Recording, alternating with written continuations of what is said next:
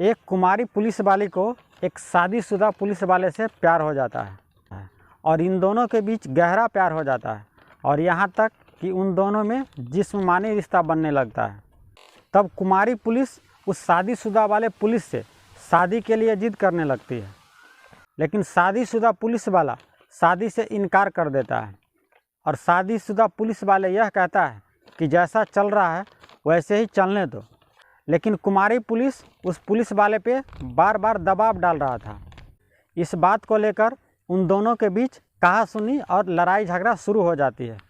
तब पुलिस वाली उस पुलिस वाली से बदला लेना चाहती है और उसको जान से मारने की वह कसम खाती है और सचमुच में वो पुलिस वाली उस पुलिस वाले को जान से मार भी देता है। लेकिन उसे जान से मारने के लिए वह क्या क्या करती है आपको इस कहानी में आगे पता चलेगा। नमस्कार दोस्तों, मैं हूं अंकुश। आज की सच्ची कहानी जो आप सुन रहे हैं यह कहानी मुंबई की है। मुंबई में नेहरू नगर पुलिस थाने में एक शिवाजी सामन नाम के हेड कांस्टेबल ड्यूटी करते थे, लेकिन उनका घर पुणे में था, तो ड्यूटी आने और जाने के लिए वह बस और ट्रेन का सहारा लेता था। तारीख थी 15 अगस्त 2019। रात के 10:30 बज रहे थे। रोज़ की तरह शिवाजी सामन अपनी ड्यूटी ख़त्म करने के बाद वह घर जाने के लिए नेहरू नगर से लोकल ट्रेन पकड़कर कुर्ला रेलवे स्टेशन पहुंचता है। कुर्ला स्टेशन पर उतरने के बाद पुणे जाने के लिए वह बस पकड़ने के लिए पैदल ही जा रहा था। उसी वक्त पीछे से फुल स्पीड में टाटा नैनो कार शिवाजी को जोर की टक्कर मारते हुए आगे निकल जाता है। टक्कर इतनी ज़ोरदार थी कि शिवाजी सामन कई फुट हवा में उछल जाता है और नीचे गिर जाता है और वह बुरी तरह से घायल हो जाता है। और कुछ देरों के बाद शिवाजी सामन पे किसी की नज़र पड़ती है, तब वह पुलिस को फ़ोन करता है। पुलिस मौके पे आती है और घायल शिवाजी को अस्पताल ले जाया जाता है और अस्पताल में कुछ देरों के बाद शिवाजी दम तोड़ देता है। वहाँ उसकी मृत्यु हो जाती है और यह बात शिवाजी के घर वाले को भी पता चलता है। वह रोते पीटते हुए पुणे से मुंबई आ जाता है। मुंबई पुलिस को यह लग रहा था कि यह एक सीधे साधे रोड एक्सीडेंट का है। शुरुआत में वह रोड एक्सीडेंट का केस दर्ज करती है, लेकिन शिवाजी की पत्नी और उनका साला यह शक जताता है कि यह रोड एक्सीडेंट नहीं बल्कि इनको कत्ल किया गया है। लेकिन मुंबई पुलिस को अभी भी यह लग रहा था कि यह सीधे साधे रोड एक्सीडेंट का है। लेकिन शिवाजी सामन की पत्नी और उसका साला जिद करता है कि नहीं, यह रोड एक्सीडेंट नहीं बल्कि इनको कत्ल किया गया है। तब मुंबई पुलिस यह पूछती है कि आपको किस पे शक हो रहा है, शिवाजी सामन को कत्ल करवा सकता है। तब शिवाजी की पत्नी और साला यह कहता है कि शीतल पंसारे नाम की एक कांस्टेबल है जिन्होंने शिवाजी सामन की हत्या करवाई होगी। तब मुंबई पुलिस शीतल पंसारे और शिवाजी सामन का क्या रिश्ता था इस बारे में पता लगाने की कोशिश करने लगता है और बड़ी खामोशी से शीतल पंसारे को पता भी नहीं चले और पुलिस काम में जुट जाती है। और मुंबई पुलिस जब शीतल पंसारे के बारे में पता लगा रही थी तो एक नई कहानी सामने आती है। कहानी के मुताबिक शीतल पंसारे ने 2 अलग अलग पुलिस स्टेशन में शिवाजी सामन पे केस किया हुआ था और इन दोनों स्टेशन में यौन शोषण और छेड़खानी का रिपोर्ट लिखवाया था। और यह कहानी 2019 की शुरुआत की है। नेहरू नगर पुलिस थाने में शिवाजी सामन हेड कांस्टेबल और शीतल पंसारे कांस्टेबल दोनों पोस्ट पे थी और दोनों साथ में काम करते थे। और इन दोनों के बीच धीरे धीरे नज़दीकियाँ बढ़ती है और इन दोनों में प्यार हो जाता है और यहाँ तक कि उन दोनों में गहरा संबंध बन जाता है और इन दोनों के बीच जिस्मानी संबंध बन जाता है। और यह सिलसिला कई महीनों तक चलता रहा। लेकिन शीतल पंसारे को कहीं ना कहीं यह लग रहा था कि अब हम दोनों की शादी कर लेनी चाहिए।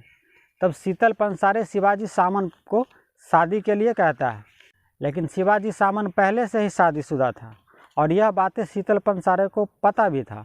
लेकिन तो पर भी शीतल पंसारे उससे शादी करने के लिए जिद करने लगता है और शिवाजी सामन लगातार मना करते रहता है। और इसी बात को लेकर इन दोनों के बीच कहासुनी और लड़ाई झगड़ा शुरू हो जाती है। और इन दोनों के बीच इतना कहासुनी और लड़ाई झगड़ा हो जाती है कि शीतल पंसारे गुस्से में आकर शिवाजी सामन पे केस कर देती है और इन दोनों में यौन शोषण और छेड़खानी का रिपोर्ट लिखवा देती है। लेकिन शीतल पंसारे को यहीं पे गुस्सा शांत नहीं होता है और शिवाजी सामन को जान से मारने की वह कसम खा लेती है और शीतल पंसारे कोई किराए का कातिल से उसे कत्ल करवाना नहीं चाहता था। वह पुलिस वाली थी, उसे अच्छी तरह से पता था कि कातिल से सच कैसे उगलवाया जाता है।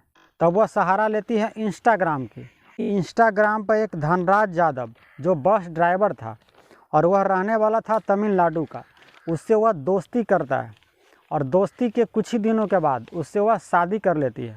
शादी के सिर्फ 1 सप्ताह बाद शिवाजी सावंत के बारे में वह बताती है और यह कहती है कि तुम एक बस ड्राइवर हो, अगर उसकी हत्या रोड एक्सीडेंट में हो जाए तो किसी को शक भी नहीं होगा और मेरा मकसद पूरा भी हो जाएगा और मैं अपना बदला ले भी लूँगी। लेकिन धनराज यादव शिवाजी सावंत को मारना नहीं चाहता था, लेकिन शीतल पंसारे उस पर लगातार दबाव बना रही थी। लेकिन धनराज यादव कत्ल करना नहीं चाहता था और एक रोज़ शीतल पंसारे को छोड़कर तमिलनाडु भाग गया। धनराज यादव को अच्छी तरह से पता था कि वह पुलिस वाली है और वह किसी भी उल्टे सीधे केस में हमें फंसवा सकती है और अंदर करवा सकती है। इस डर से वह तमिलनाडु भाग जाता है और वह कत्ल करना नहीं चाहता। शीतल पंसारे ड्राइवर धनराज यादव से जिस मकसद से शादी किया था वह मकसद पूरा हो नहीं पाता है, लेकिन शीतल पंसारे शिवाजी सावंत से किसी भी कीमत पे बदला लेना चाहती थी। तब वह दूसरी चाल चलती है और जिस सोसाइटी में शीतल पंसारे रहती थी उसी सिक्योरिटी गार्ड का बेटा, जिसका नाम था विशाल यादव, उम्र 18 साल, उसको अपने प्यार की जाल में फंसाता है और एक रोज़ विशाल यादव को शिवाजी सावंत के बारे में सब कुछ बता देता है और विशाल यादव शिवाजी सावंत को कत्ल करने के लिए तैयार हो जाता है। और इसके लिए विशाल यादव अपने एक दोस्त गणेश चौहान, जिसकी उम्र 21 साल, वह तेलंगाना से रोजी रोटी के लिए मुंबई आया था। विशाल यादव और गणेश चौहान शिवाजी सावंत की पहले रूटीन को जानता है, मुंबई से पुणे कैसे आता है, और वह 3 दिनों तक उसका पीछा करता है और उसको एक जगह मिल भी जाता है। जब शिवाजी सावंत अपने घर पुणे जाने के लिए कुर्ला स्टेशन उतरता है और वहाँ से बस पकड़ने के लिए कुछ दूर पैदल चलता है, वहाँ पे भीड़ भी कम होती है और उसी जगह को वह चुनता है। शीतल पंसारे इस काम को करने के लिए 80,000 रुपये विशाल यादव को देता है और विशाल यादव एक second hand Tata nano car ले लेती है जो सस्ती दामों में मिल गई थी। और इस काम को अंजाम देने के लिए तारीख चुनती है 15 अगस्त, रात के 10:30 बज रहे थे, जब शिवाजी सावंत अपनी ड्यूटी ख़त्म कर नेहरू नगर लोकल ट्रेन पकड़कर कुर्ला स्टेशन पहुंचता है और पुणे जाने के लिए उसे बस पकड़ना था और पैदल जा रहा होता है। वहीं पे टाटा नैनो कार से शिवाजी सावंत की जोरदार की टक्कर मारता है और वहां से कुछ किलोमीटर दूर जाकर उस टाटा नैनो कार को आग के हवाले कर देता है कि ताकि कोई सबूत ना रह सके। शिवाजी की पत्नी और उनका साला पुलिस को यह कहता है कि इनको कत्ल किया गया है। तब उस हादसे वाली जगह को जब पुलिस जांच करती है तो एक सीसीटीवी कैमरा में वह मंजर भी रिकॉर्ड हो जाता है जहां पे शिवाजी सावंत को एक टाटा नैनो कार जोरदार की टक्कर मारती है और उसमें 2 लोगों का चेहरा सामने आ जाता है और उन 2 चेहरों को पुलिस फ़ोटो निकलवाती है और चेहरा पहचानने लायक बनाता है। लेकिन पुलिस को शुरुआत में तो यह लग रहा था कि इसकी हत्या धनराज यादव ने ही किया है, क्योंकि वह एक बस ड्राइवर था। तब मुंबई पुलिस की एक टीम तमिलनाडु जाकर धनराज यादव को गिरफ्तार भी करके ले आती है, लेकिन जो सीसीटीवी कैमरा में जो 2 लोगों का चेहरा सामने आया था और इसका चेहरा जब मिलाया जाता है तो चेहरा मैच नहीं कर रहा था।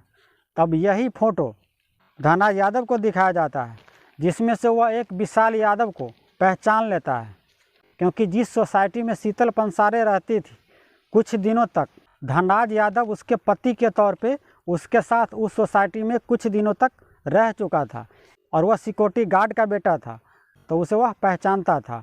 मुंबई पुलिस सिक्योरिटी गार्ड का बेटा विशाल यादव और गणेश चौहान और शीतल पंसारे को गिरफ्तार कर जेल भेज देती है।